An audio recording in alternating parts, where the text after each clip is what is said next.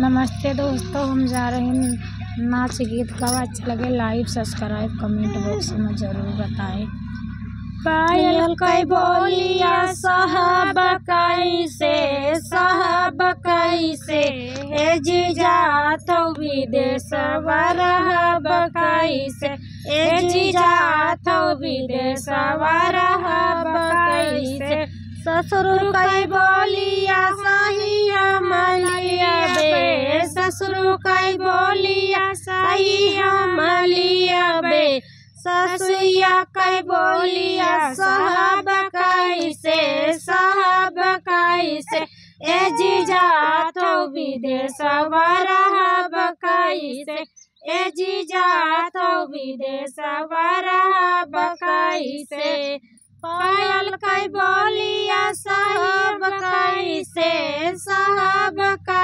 ए जीजा तो विदेश रहब कैसे ए जीजा तो विदेश रहब कैसे।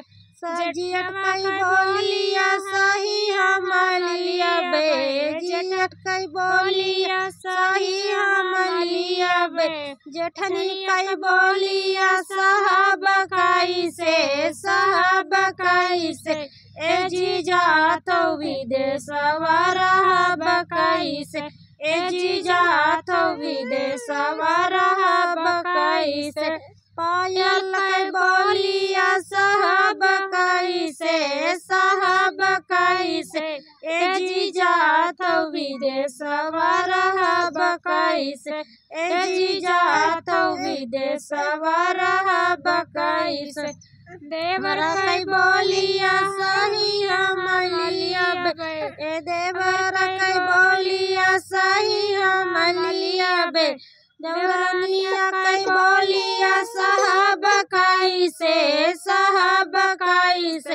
ए जीजा तो विदेश रहब कैसे ए जीजा तो विदेश रहब कैसे।